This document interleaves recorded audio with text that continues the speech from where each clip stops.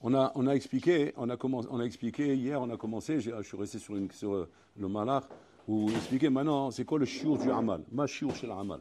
Alors on a ramené Paro, comment Paro, il a été satanique de savoir, mamash, évaluer le amal en fonction de ce qu'un homme il est capable de faire, là où son ratson est activé, est agité, là où son ratson est agité, où il est motivé, là on voit les vraies capacités d'un Ben Adam.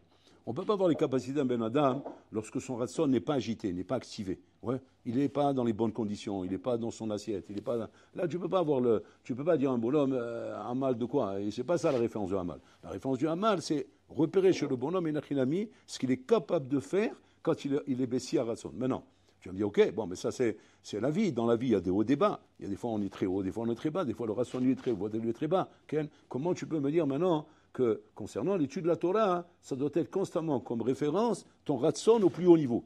C'est-à-dire que c'est comme si je te dis maintenant comme ça. Tu as dans ta vie des aliyot et des iridot. Tu as des moments de ratson, des moments de l'oratson. Oui. Quand on parle maintenant de l'étude de la Torah, ça doit être mamash le ratson au top niveau. C'est prendre ton ratson au top niveau. Par exemple, quand tu joues au foot, quand tu fais des trucs, je sais pas moi, des trucs qui te donnent le feu. Tu as le feu là-bas. Voilà, tu as fait une randonnée, là-bas, tu as le feu, là, ben, tu as monté une montagne. Ah, ben, il y a des gens, tu vas dire monter la montagne, ils deviennent fous. Ils deviennent fous, ils sont comme des fauves enragés. Ouais. Ça, je veux dans la tour. Ça, je veux dans la tour. Alors, là, la question se pose tout de suite, quoi. Mais attends, ça, c'est compliqué. Comment tu peux vouloir ça dans la Torah? Comment tu veux pouvoir vouloir ce qu'un homme est capable de faire, effectivement? Parce que je vois que chez lui, qu'il y a un moteur. Moi, les exemples que je vous ai donnés, c'est juste pour vérifier, est-ce qu'il y a un moteur chez lui? Est-ce qu'il y a un moteur? Comment tu vérifies s'il y a un moteur chez quelqu'un? Regarde quelque part s'il y a un moteur. Parce qu'il y a des fois, il y a des bonhommes, ils sont complètement éteints. Il n'y a aucun moteur. Aucun moteur dans rien. Envie de rien. Rien. Ni les femmes, ni l'argent, ni la bouffe, ni les amusements, ni les loisirs, ni les randonnées, ni les voyages, ni les vacances. Wello. Bon, ça, c'est un malade. Ça, c'est un malade. C'est Farchaoul direct. Donc, Farchaoul direct, il y a un problème. C'est-à-dire qu'il est déconnecté de la mission. Tout homme normal, il a des délires. Tout homme normal, il a ses délires. Un, c'est là c'est les femmes, là, c'est l'argent, là, c'est le business, là, c'est le truc. Chacun a ses délires. La Torah, elle te demande maintenant, il y a gata ou matzata ta'amin. Il y a gata ou matzata, elle te dit, il y a gata. C'est quoi? Fais des efforts. Quand on dit fais des efforts, c'est quoi? C'est-à-dire selon, tu vas prendre comme référence, Ken, le summum de ce que tu es capable de faire avec ton moteur, qui est ton délire. Donc c'est-à-dire, je vais faire quoi en vérité? Donc je vais te prendre maintenant, par exemple, un truc que toi, quand on te met là-bas, tu es comme un fou. Maintenant, ça n'a rien à voir avec les moteurs, là. Hein. Je prends un truc, et tu dis, ben voilà, là je sais que j'ai un moteur. Le moteur, là-bas, quand tu mets là-bas, c'est un moteur, Habibi de course, Ferrari de course. Oui, je peux rouler à 300 à l'heure. Ce moteur-là, je le veux dans la Torah. Ce moteur-là, je le veux dans la Torah. Maintenant, la question qui se pose, c'est tout de suite la question quoi? Mais quel rapport? Est-ce que ça fonctionne comme ça? C'est comme ça qu'on peut dire à un Ben Adam, ce que je t'ai vu faire là, je veux le voir ici. C'est ce qu'il a fait par haut. C'est ça qu'on ramène comme preuve à Botaï. Mais là-bas, je suis capable de le faire. Pourquoi? Parce que c'est mon délire. Mais ici, c'est pas mon délire, la Torah. C'est ça l'erreur à Botaï. L'erreur, c'est quand je il dit, Pachout, tu t'es fait rouler par ton Yetzara. Ton Yetzara, il t'a roulé. Ton Yetzara, il a réussi, il a mis à mettre ton délire quelque part.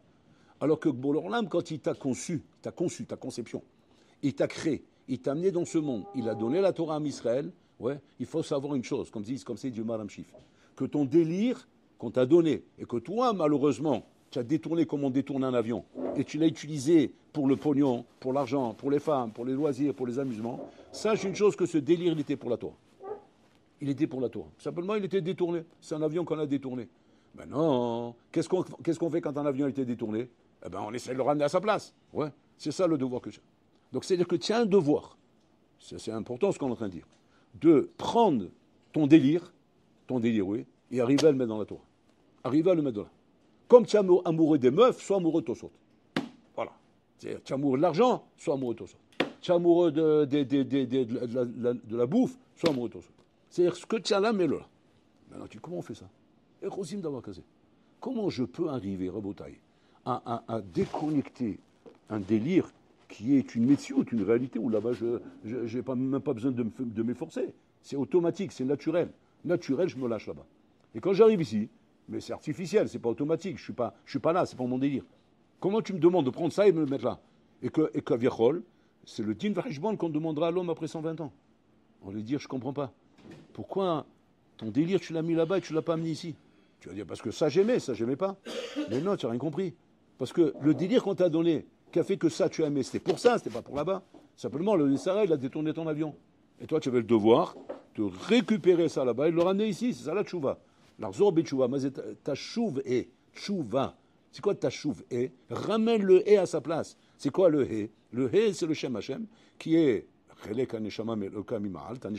qu'il faut ramener à sa place. Ramène ça, quand on dit à un homme, fais tchouva, c'est quoi le pshat? Les gens, quoi? C'est quoi faire tchouva? Eh bien, c'est manger un peu moins de chocolat, regarder un peu moins de filles dans la rue. Ça, c'est le tchouva des fatigués, ça. On ne parle pas de ça. Tchouva, c'est ta chouve hé. C'est quoi ta chouve hé? Le délire qu'il y a là-bas, amène-le ici. C'est ça, toujours. Tant que tu n'as pas fait ça, tu n'as pas fait tchouva. C'est pas de la rigolade, en bouteille. Maintenant, il faut savoir comment on fait. Comment on fait une chose pareille? Comment on fait une achinami pour arriver à prendre un délire que quand je suis face à ce délire, je suis comme un fou, et quand je suis face à la Torah, je m'endors. C'est pas que je suis calme si je m'endors carrément. C'est un assage, je m'endors. Ça, bébé, c'est un somnifère mais efficace. C'est Chigaon. Chigaon, on raconte comme ça sur une femme qui avait pris une babysitter et qu'il a demandé de garder le bébé parce qu'ils sont sortis, le mari et la femme, ils sont sortis, un mariage, etc. Donc ils reviennent tard. Et ils reviennent du mariage au couler. Ils voient donc le bébé comme ça dans le landau, oui, avec une Gemara Vilna. Vilna, c'est le Kibir, c'est une grosse Gemara. Vilna Hatanim. C'est pas d'un Vilna normal. Vilna Hatanim. Chez Hatanim, c'est ce que c'est? C'est des pavés, quoi. Comme ça sur le landau, sur le bébé. Alors la mère, elle voit ça, elle dit, regarde. Qui c'est qui a mis cette Gemara ici? Elle dit, c'est moi. Il dit, mais pourquoi tu as mis ça ici? Elle dit, parce qu'il ne dormait pas. Le bébé, il ne dormait pas. Il n'arrêtait pas d'hurler. Et j'ai tout donné, je l'ai changé, je l'ai lavé, j'ai donné à manger, il avait tout. Je ne comprends pas pourquoi il hurle, je voulais qu'il s'endort. Je dis, attends, je t'ai pas posé une question, je t'ai pas demandé de me raconter ta vie. Pourquoi tu as mis la Gemara là-bas? Quel rapport il ne dort pas avec la Gemara? Ah, oui, mais je vais vous expliquer, c'est très simple. En fait, je ne savais pas ça. Une zgoula, que quand on met la Gemara devant quelqu'un, il s'endort. Alors, où tu as vu cette zgoula? C'est pas chaud, je l'ai vu chez votre mari. Comment c'est chez mon mari? Mais votre mari, c'est toujours la même chose. Je le vois, il est là, moi je frais comme ça, il vient, il a la pêche, vous voulez, il prend la Gemara, et moi je suis à côté, je le vois, je regarde comme ça, j'aime bien. Dès qu'il ouvre la Gemara, ça il s'endort. Donc j'ai conclu que quoi? Que c'est un super somnifère, c'est magnifique. Donc le bébé, il faisait trop de bruit, j'ai pris le chat, je l'ai mis sur lui. Elle est belle. Et ça, la bouteille, c'est la maladie dans laquelle nous sommes plongés, la bouteille. Que quoi? Que la Gemara nous endort. Et si elle ne nous endort pas, c'est un nest. C'est un nest si tu restes réveillé. Mais tu vas regarder un film, tu vas lire un roman policier, mais tu peux rester c'est pas tu vas rester. Quand tu finis le livre, tu ne bouges pas de là-bas. Même les yeux ne bougent pas. On va te dire, mais il est tard, oh! Mais tu rigoles, quoi. C'est prenant. C'est prenant. J'ai même pas un petit argachat de sommeil. Parce que c'est trop prenant. Bon, alors là, il pleure, Hachem. Il dit, Hachem, comme le Tzara, il a réussi à détourner ton avion, à tel point, il a détourné ton avion. Mais tu sais que ma Torah, normalement, elle est encore plus prenante que ça. Il n'existe pas. C'est marqué, Kol Chavasera lo ishvuba. Lo ishvuba, c'est marqué dans la Mishnah. Rien au monde ne peut équivaloir au plaisir de la Torah, Rabotai. Rien au monde ne peut équivaloir au plaisir de la Torah. Rien au monde, ça veut dire rien. Rien. Ni argent, ni femme, ni sortie, ni vacances. Ouais, rien. Ici, maintenant, toi, tu me dis, c'est pas vrai. Chez moi, d'autres choses me plaisent plus que la Torah. C'est que l'avion a été détourné. Maintenant, comment on ramène l'avion, Rabotai? Comment on ramène l'avion? Alors, pour ramener l'avion, il y a un sod. Ce que les Haram nous apprennent, il y a gata ou matzata tamin. Voilà le sod. Les Haram, bon, ils ont un malin plaisir, eux, quand ils t'expliquent quelque chose, ils t'expliquent en 3 phrases, ils étaient à avoir 2 mots. Embêté parce qu'ils ne voulaient pas te donner trop de mots, comme ça tu peux retenir le sod. Mais en attendant, il faut le comprendre, le sod. Il faut le déchiffrer, le décoder. Une fois que tu l'as décodé, c'est bien d'avoir comme ça en 3 mots, comme ça tu le gardes en tête. Yagata ou matzata ta'amin. Maintenant, les Haram, ils te disent comme ça. C'est clair ce que je t'ai dit. Yagata ou matzata. Si tu me dis maintenant, lo yagati ou matzati, al ta'amin. Yagati velo matzati, al ta'amin. C'est-à-dire, c'est clair. C'est yagata ou matzata. Ça veut dire quoi? On nous apprend 2 choses extraordinaires ici. Il faut Yegia pour arriver à sortir le mythe de la Torah. Le mythe, c'est-à-dire le jus de la Torah. Et de quel jus on parle? Le jus de la Torah, c'est le jus qui va te faire connaître le délire du summum des délires qu'il peut y avoir dans la vie. Au point que tu vas dire, je peux mourir pour la Torah. Comme David Ameller. David Ameller, Rabbi Yehuda Nassi, quand il expliquait la Sougia, il s'attrapait à la table comme ça. Alors, Shalom Oto, pourquoi le Rav s'attrape à la table?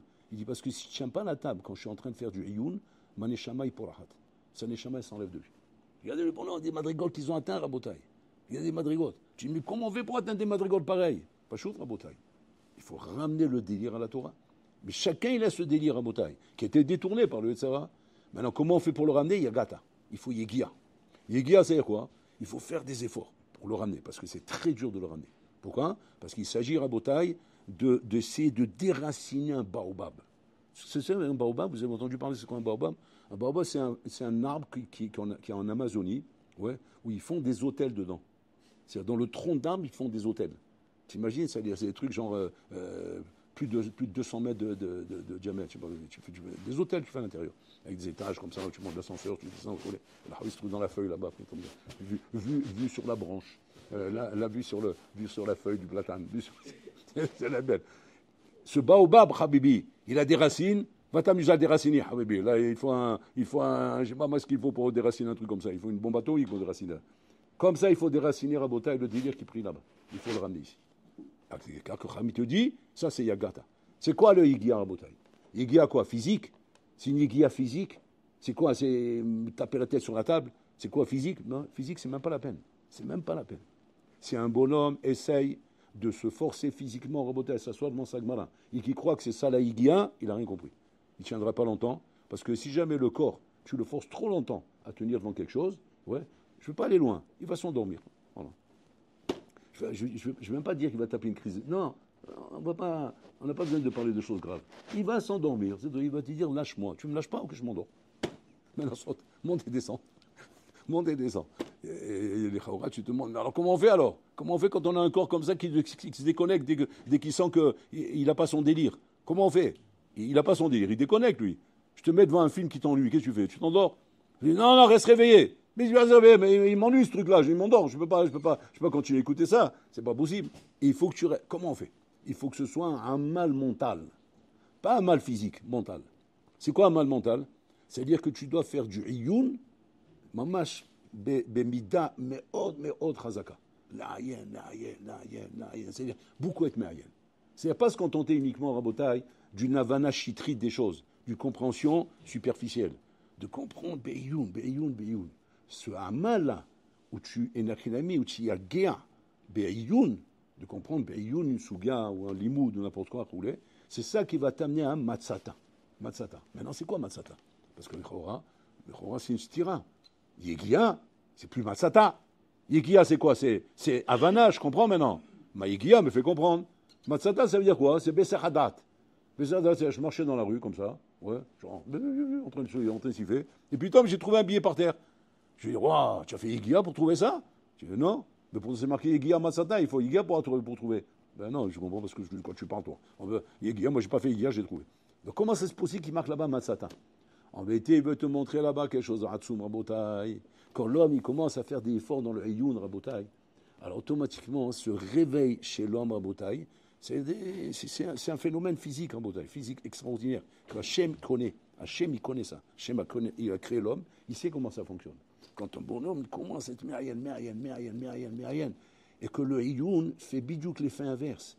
Plus tu es mérienne, et plus tu vas voir que tu comprends rien. C'est ça qu'il y a dessous, Rabotai. C'est pas comme les mathématiques. Les mathématiques, je suis mérienne, je comprends. Au bout d'un moment, je comprends, c'est pas sorcier, c'est pas du chinois. Ouais, il suffit de connaître les règles, toc, et après, ça y est, c'est clair. Voilà. C'est pas midi à 14h. La Torah, c'est le contraire. Plus tu es marienne, plus tu comprends rien. Quand tu n'es pas marienne, tu comprends. En fait, tu comprends pas que tu n'as rien compris. Mais en fait, tu n'as rien compris. Mais en fait, tu crois que tu as compris. Parce que tu n'es pas marienne. Donc, c'est comme bonhomme qui te dit, mais il n'est pas chou, Tosot. En fait, c'est qu'il n'a pas fait du Hayoun. Parce que s'il avait fait du Hayoun, il aurait vu quoi? Que c'est incompréhensible ce qu'il dit Tosot. Incompréhensible. Tu dis, alors viens, on fait encore une couche de Hayoun. Alors là, ça va être encore plus incompréhensible. Et on fait encore une autre couche de Hayoun. Alors là, c'est du chinois. C'est du charabia. Alors là, je ne sais même plus ce qu'il veut, ce Tosot. Il te sort bête de là-bas. Tu sors là-bas, Ahmar Boriko, que tu peux même perdre confiance en toi-même. Parce que le bonhomme, il s'est dit, mais je ne comprends plus rien, moi. Mais je ne comprends plus rien.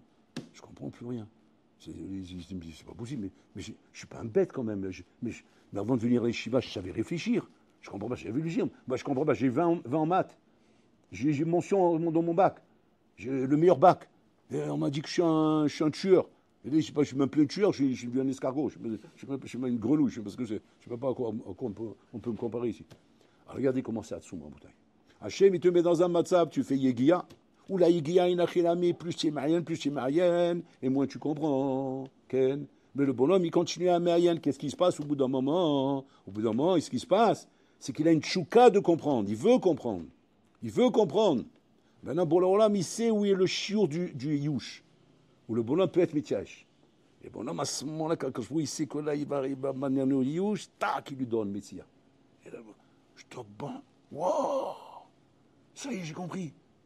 Ouais, ça c'est ça, waouh. Et là, ça te donne un délire dans la Torah inimaginable. C'est ça, Yagata ou Masata. Donc, c'est-à-dire qu'il faut ce Ayoun, Rabotai, un bonhomme qui croit en venant à la Yeshiva, Rabotai, que ça va pitom sauter comme ça, ouais, pitom, genre le goût, bon, et tu dis, mais ça fait un an que je suis là, je comprends pas, je sens pas le goût encore. Le délire, je l'ai toujours à Bador, il est pas là le délire. Le délire, moi, rien que dis-moi maintenant, ouais, aujourd'hui on n'étudie pas, pitom, les yeux s'ouvrent comme ça. Tu vois bien que tu n'as pas le délire, c'est pas que tu n'as pas de délire, tu as des années-lumière du délire. Des années-lumière du délire. Il viendra à l'idée, Bichlal, ouais, de dire maintenant qu'on part tous en Benazani, on part tous à un Tioul roulé, tant que tu restes au Beth Midrash tout seul. Ouais, parce que ton délire dans la Gemara est un neige pour toi de te faire lever pour aller dans Tioul. Tu peux dire que tu arrives à ça? Man décarchemé, c'est arrivé à ça, tu rigoles quoi. Il y avait une avamina, mais même pas une avamina, parce que c'est un faux chat, tu rigoles quoi. Ça commence même pas. C'est minava. Moi je suis là-bas, moi je suis. Et là ça veut dire quoi, Rabotai? Ça veut dire que pas chaude, comme dit David Ameller. Ta'amour, on n'a pas goûté encore. On n'a pas goûté encore la Torah. On n'a pas encore goûté à la Torah. C'est à goûter à la Torah, c'est arriver à goûter Rabotai, à justement ce travail de Youn que l'homme doit faire pour arriver à persévérer et arriver à Matzata. Et quand il arrive à Matzata, à ce moment-là, t'amines que là, effectivement, Asita Yegia, Matzata, et là, à ce moment-là, la Torah, elle va commencer à devenir un délire pour toi. Et c'est ça, Rabotai. C'est ça le sod. C'est ça le sod, Rabotai, de toute la Torah. Et que sans ça, de vouloir arriver par un autre chemin, trouver un raccourci, trouver des méthodes, trouver des patentim ou des trucs à droite, à gauche, c'est l'oser, Rabotai. Il n'y a pas de patentim, il n'y a pas de méthode. C'est la méthode classique ancienne qui est casse-toi la tête. Casse-toi la tête pour comprendre ce qui est écrit ici. Et répète. Moi, je me rappelle, quand j'étais avec Sébastien, on avait les anciennes éditions de Gemara. On n'avait pas les nouvelles éditions que vous avez aujourd'hui. Aujourd'hui, vous avez les éditions de la NASA. Aujourd'hui. Nous, on avait l'édition, il y a ça du Moyen-Âge, on avait. L'édition du Moyen-Âge, c'était pourri de fautes. Bourré de fautes. Mais pas des fautes genre Garcinan. Non. Tfous. Des fautes de Tfous. Le Tfous, c'est-à-dire d'imprimerie. C'est-à-dire, je ne sais pas ce qu'il faisait à ce moment-là, il a mal imprimé. Il a mis une lettre à la place d'une autre, parce qu'en français, ils ont mis les lettres une par une. Alors, c'est celui qui a soit un petit coup d'anglais, ouais, soit il s'est énervé avec sa femme, soit, je ne sais pas moi, il est un peu dans la lune, oui, il met une lettre à la place de l'autre. Voilà. Après, qu'est-ce qu'il fait? Il passe à la machine, puis lui, ça imprime, et après, tu as les livres devant toi. Maintenant, tu vas dire, c'est quoi ce mot-là? En fait, il y avait une faute. Mais tu ne sais pas qu'il y a une faute, toi. Alors, qu'est-ce que tu fais? Tu casses la tête. Parce que tu ne sais pas. Tu casses la tête. Et on cherchait. Une fois, je me rappelle, sur un cas comme ça, Rabotai, je me rappelle à l'Yeshiva, on était resté comme ça 10 jours à faire du Ayoun. Au bout de 10 jours, on va voir Rabbi Israël Veil. Je dis, Rabbi Israël, ça fait 10 jours qu'on est là-dessus, on ne comprend pas qu'il faut d'arabe. Il regarde comme ça, il dit, Tarot de Fous. C'est une erreur de Fous. Bon, allez. On peut tuer quelqu'un avec ça. Bon, si l'imprimeur, je l'attrape, je l'étrangle, là, tu rigoles. Ça fait 10 jours qu'on est là-dessus. Alors après, on a demandé la question à Ravakin. On dit, Vodara, c'est Bidou Torah? Il dit, non, c'est Yagata. Yagata au Matzata. Il dit, c'est pas grave que maintenant, il n'a rien mis que tu étais Iguia à la chave, parce qu'a priori, il y avait une erreur de pouce. Ah ben, cette Iguia-là, elle te rapproche de l'amour de la Torah. C'est-à-dire que, c'est pas comme les matières chol, hein, bouteille. Dans les matières chol, si tu fais du Ayoun pour rien, c'est pour rien. C'est la chave. Pour ça, on dit, Elou Rassim, Elou Rassim. Elou Mkabemsra, Elou Mkabemsra. C'est-à-dire, tu as les bonhommes, tous les deux, ils courent, tous les deux, ils font du Hamal. Il fait du Hamal, il reçoit un srar. Là, il fait du Hamal, il reçoit aucun srar. Comment ça marche en bouteille? C'est pas shoot, c'est l'exemple du tailleur. C'est quoi l'exemple du tailleur? Le tailleur à bouteille, il a taillé un costume. Ça fait déjà 3 jours et 3 nuits qu'il travaille dessus. Il a taillé le costume. Maintenant, il vient faire les essais. Le costume, il va pas. c'est pas les bonnes mesures. Tu t'es trompé dans les mesures. Et même là, le pantalon, tu l'as coupé, Shem Elhem, c'était tissu alpaga, Shem Ishmor, donc tu l'as bousillé. La manche, n'en parlons pas, tu l'as fait des manches courtes, c'est un costume. La taille du costume, Barmenan, tu l'as fait soit reled, c'est un tonneau, soit il ne peut pas rentrer dedans, Birnal. Bon, tu l'as loupé. Maintenant, quel est le din? Quel est le din? Ben, il faut me payer, moi, ça fait 3 jours, 3 nuits que je travaille. Non seulement on ne va pas te payer, ouais, mais tu vas rembourser maintenant le petit sucre que tu as gâché.